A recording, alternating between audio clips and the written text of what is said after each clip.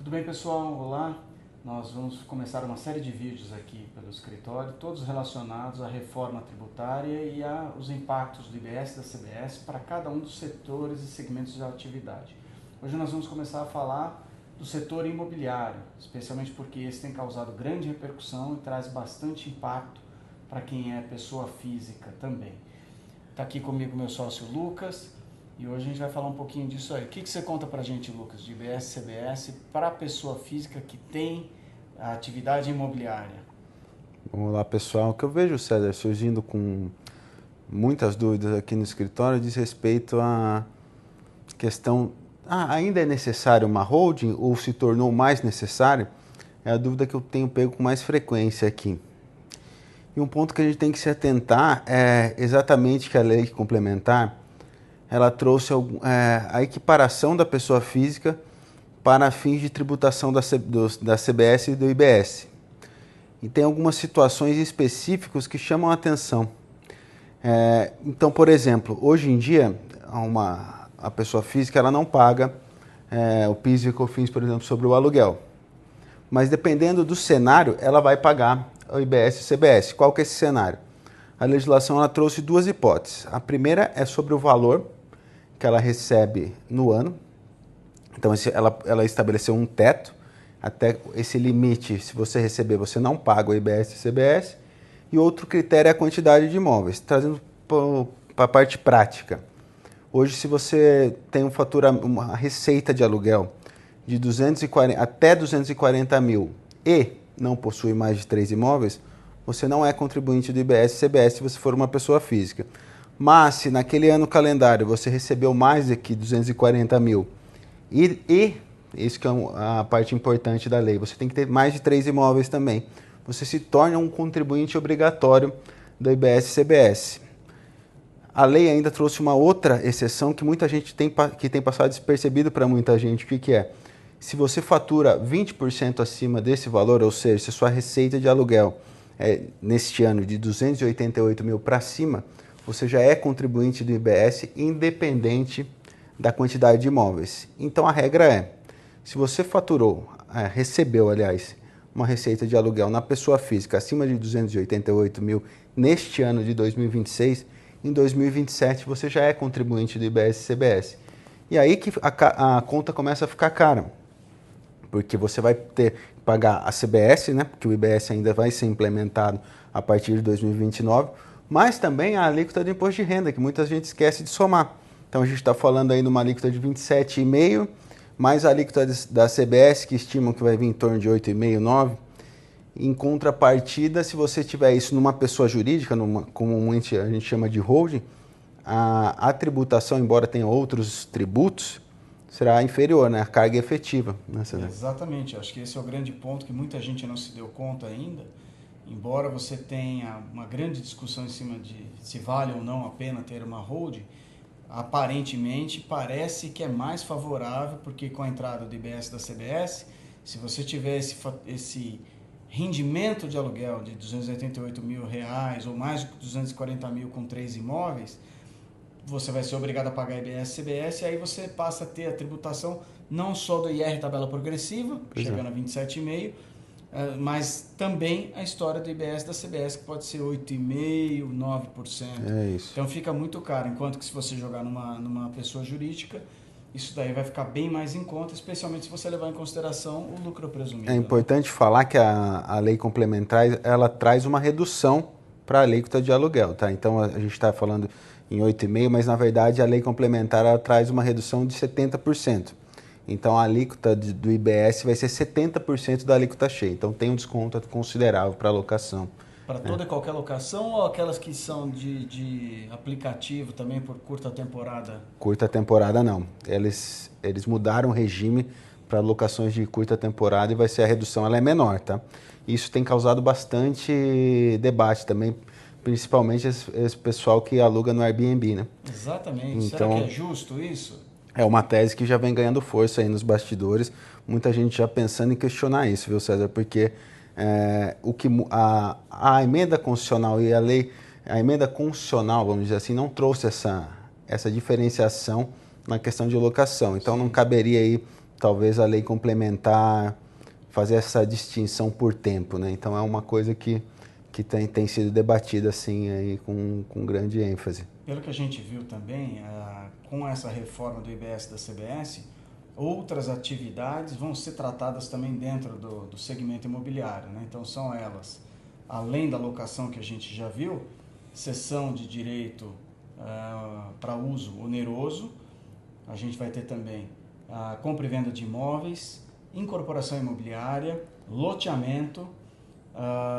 construção civil, administração de bens próprios e intermediação de negócios. Todas essas atividades serão tratadas ali dentro pelo IBS, pela CBS. Quando se tratar de contribuinte regular, ele vai ter o direito aos créditos na entrada e na saída. Quando for contribuinte não regular, que eu estou entendendo que vai ser aquele contribuinte que não está obrigado a fazer o regime pleno, por exemplo, as empresas que estiverem no Simples, que não necessariamente vão ser obrigadas a fazer por essa opção, ou outras pessoas físicas, aí você já tem um tratamento diferente. Acho que dessas regras todas, Lucas, pelo que eu andei vendo aí, a administração, intermediação de negócios é um negócio mais simples, é uma prestação de serviço, e pelo que a gente viu ali, o fato gerador é o recebimento, é o pagamento. Então, à medida que você recebe, tributa, certo? Isso, exatamente. É regime de caixa que regime a gente de fala, caixa, exatamente. Parecido. Então, diminui o questionamento em cima disso. Na construção civil, por outro lado, eu não me lembro de ter visto nada que exclua o material de lá de dentro. Acho que o material vai entrar, só que em compensação você vai ter o crédito da entrada, né? A questão do crédito ainda tem uns detalhes aí que a gente precisa analisar com mais calma. O regime de tributação do setor imobiliário trouxe algumas exceções, ou na verdade um regime optativo. Você pode sim apurar os créditos da forma trazida pela lei complementar, ou você pode optar por um regime de tributação com base na receita bruta, muito parecido com o que a gente tem hoje, que é o RET. Okay. Nesse caso, você não vai ter direito aos créditos, né? Mas você tem uma alíquota diferenciada, uma alíquota menor, por um determinado período de tempo, até que se concretize até que se concretize a reforma em si. Tá. Né? Até que se estabeleça a reforma lá em 2033, então você vai ter um período aí para optar por esse regime diferenciado com base na alíquota, uma alíquota menor.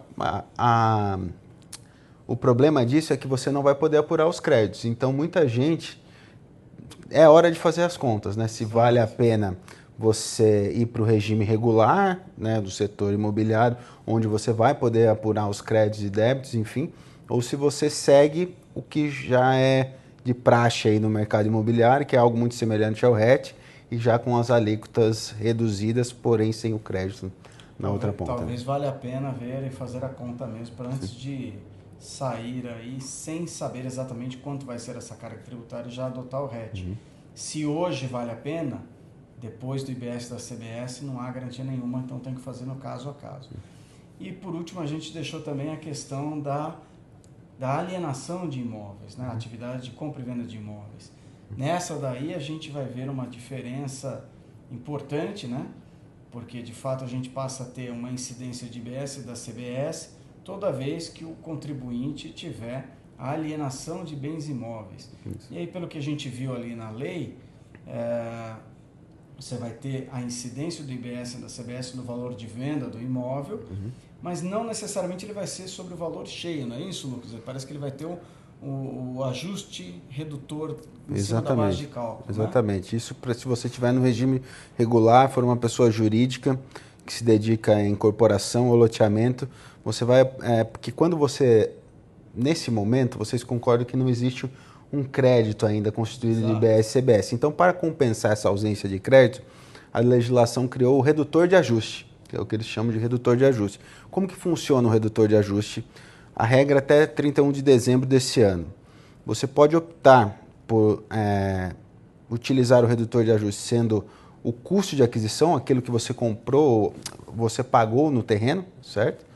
Ou você optar por um redutor de ajuste levando em consideração o valor venal de referência, que é justamente o valor de mercado, que tende a ser maior que o custo de aquisição. Corrigido com o acréscimo dos custos principais em cima da aquisição. Porque o custo de aquisição normalmente pode ser um valor que não reflita ali, é o que você declara no imposto de renda, às vezes da pessoa física que vai ingressar com o terreno, no caso de um loteamento, por exemplo, pode ser que não reflita o valor de mercado. Então, certamente o valor venal de referência, nesses casos, ele é mais vantajoso para você estabelecer o redutor de ajuste.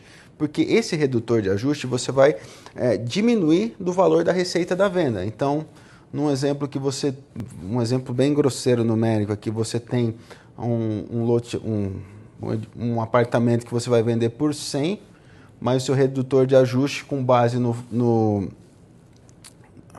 correção do custo de aquisição. O ponto é, na hora de vender um imóvel, a pessoa jurídica vai poder aí fazer um ajuste no valor que vai servir de base de cálculo do IBS e da CBS, levando em consideração o custo de aquisição do imóvel. Isso vai valer para sempre, Lucas? Como é que funciona?